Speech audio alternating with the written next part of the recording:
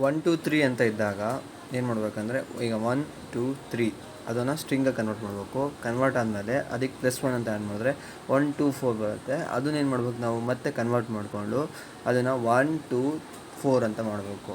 ಇದನ್ನು ರಿಟರ್ನ್ ಮಾಡ್ಬೇಕು ನಾವು ಆ್ಯಕ್ಚುಲಿ. ಈಗ 9 ಇದ್ದಾಗ ಏನು ಮಾಡ್ಬೇಕಂದ್ರೆ, 9ನ್ನು 9 + 1 ಅಂದರೆ 10 ಮಾಡಬೇಕು. 10 ಮಾಡಿದ್ಮೇಲೆ ಏನು ಮಾಡ್ತೀವಿ, ಅದನ್ನು 1 0 ಅಂತ ಮಾಡ್ಕೊತೀವಿ. ಬೇಸಿಕಲಿ ಫಸ್ಟ್ ಅದು ಇಂಟೀಜರ್ ಆಗಿರುತ್ತೆ. ಇಂಟೀಜರನ್ನು ನಾವೇನು ಮಾಡಬೇಕು, ಅದನ್ನು ಸ್ಟ್ರಿಂಗಾಗಿ ಕನ್ವರ್ಟ್ ಮಾಡ್ಕೊಬೇಕು. ಸ್ಟ್ರಿಂಗಾಗಿ ಕನ್ವರ್ಟ್ ಮಾಡಿದ್ಮೇಲೆ ಏನು ಮಾಡ್ಬೇಕಂದ್ರೆ, ಜಾಯಿನ್ ಮಾಡಬೇಕು. ಅದನ್ನು ಜಾಯಿನ್ ಮಾಡಿದ್ಮೇಲೆ ಏನಾಗುತ್ತೆ, ಇಂಟೀಜರ್ ವ್ಯಾಲ್ಯೂ ಬರುತ್ತೆ. ಆ ಇಂಟೀಜರ್ +1 ಮಾಡ್ತೀವಿ. ಆ +1 ಮಾಡಿದ್ಮೇಲೆ ಅದನ್ನು ಸ್ಟ್ರಿಂಗಾಗಿ ಕನ್ವರ್ಟ್ ಮಾಡ್ತೀವಿ.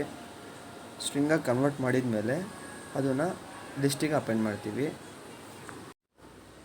ನೆಕ್ಸ್ಟು ಆ ಲಿಸ್ಟನ್ನು ಕನ್ವರ್ಟ್ ಮಾಡಿದ್ಮೇಲೆ ಲಿಸ್ಟನ್ನು ಮತ್ತೆ ಇಂಟೀಜರಾಗಿ ಕನ್ವರ್ಟ್ ಮಾಡ್ತೀವಿ. ಅದನ್ನು ಕನ್ವರ್ಟ್ ಮಾಡಿ ರಿಟರ್ನ್ ಮಾಡ್ತೀವಿ. ಫಸ್ಟ್ ಇವಾಗ ನಾವೇನು ಮಾಡಬೇಕಂದ್ರೆ, ಇವಾಗ ಆ ಅರೇನ ಕಾಲ್ ಮಾಡ್ಕೊಬೇಕು. ಅದನ್ನು ನಾನು SARray SARR ಅಂತ ಮ್ಯಾಪ್ ಫಂಕ್ಷನ್ ಯೂಸ್ ಮಾಡ್ತಿದ್ದೀನಿ.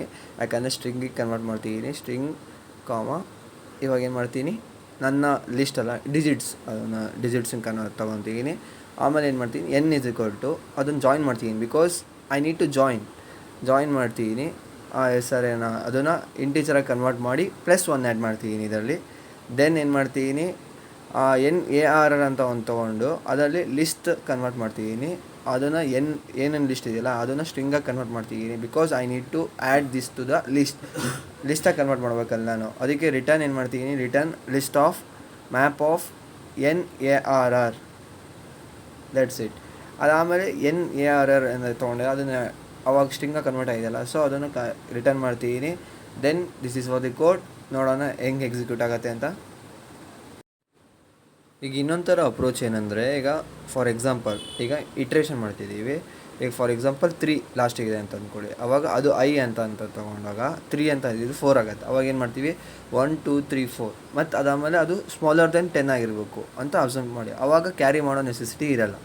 ಸೊ ದಟ್ ಫಾರ್ ಎಕ್ಸಾಂಪಲ್ ಈಗ 1 2 9 ಇತ್ತು ಅಂತ ಅಂದ್ಕೊಳ್ಳಿ. ಅವಾಗ 9 ಇದ್ದಾಗ ಏನಾಗುತ್ತೆ, 9 ಇದ್ದಾಗ 10 ಆಗುತ್ತೆ. 10 ಆದಾಗ 0 ಆ್ಯಡ್ ಮಾಡಿ 1 ಕ್ಯಾರಿ ಮಾಡಬೇಕಾಗತ್ತೆ. ಸೊ ದಟ್ ಈಗ ಅದು ಕ್ಯಾರಿ ಆದಾಗ ಸೊ ಐನ ಮೂವ್ ಮಾಡ್ತೀವಿ ಒಂದು ಪೊಸಿಷನ್ ಈ ಕಡೆಗೆ. ಅವಾಗ 2, ಅವಾಗ 1 ಕ್ಯಾರಿ ಇತ್ತಲ್ಲ, ಸೊ ಅದು 2 + 1 ಏನಾಗುತ್ತೆ 3 ಆದಾಗ ಏನಾಗುತ್ತೆ 3 ಲೆಸ್ ದೆನ್ 10. ಸೊ ಅವಾಗ ಏನಾಗುತ್ತೆ, ಇದು ಕರೆಕ್ಟಾಗಿದೆ. ಸೊ 1 3 0 ಅಂತ ರಿಟರ್ನ್ ಕೊಡುತ್ತೆ. That's it. ಸೊ ದಟ್ ಇದನ್ನೊಂದು ಯೋಚನೆ ಮಾಡಬೇಕಾಗತ್ತೆ. ಇನ್ನೊಂದು ಟೆಸ್ಟ್ ಕೇಸ್ ಒಂದು ಏನಂದರೆ, ಬರೀ 9 ಇದ್ದಾಗ ಏನು ಮಾಡ್ತೀರಾ, ಅವಾಗ ಅದು ಪಾಸ್ ಆಗೋಕ್ಕೂ ಆಗೋಲ್ಲ, ಏನೂ ಮಾಡೋಕ್ಕಾಗಲ್ಲ. ಅವಾಗ 0 ರಿಟರ್ನ್ ಮಾಡಿದ್ಮೇಲೆ ಅವಾಗ ಏನು ಮಾಡಬೇಕು, ರಿಟರ್ನ್ ಮಾಡ್ತಾ ಆ ಥರ ಸಿಚುವೇಶನ್ ಇದ್ದಾಗ 1 + 1 0 ಹೋಗೋ ಥರ ರಿಟರ್ನ್ ಮಾಡಬೇಕು. ಈಗ ಡೈರೆಕ್ಟ್ಲಿ ಕೋಡಿಗೆ ಹೋಗೋಣ. ಕೋಡಿಗೆ ಹೋದಾಗ n = len ಆಫ್ ಡಿಜಿಟ್ಸ್. ಏನಕ್ಕೆ n ವ್ಯಾಲ್ಯೂ ಬೇಕಾಗುತ್ತೆ, ಫಾರ್ ಇಟ್ರೇಷನಿಗೆ for I in range of n - 1, n -1 -1 ಅಂದರೆ ಲಾಸ್ಟಿಗೆ ಹೋಗ್ಬೇಕು, ಲಾಸ್ಟಿಂದ ಇಟ್ರೇಟ್ ಆಗಬೇಕು ಅನ್ನೋ ಕಾರಣಕ್ಕೆ.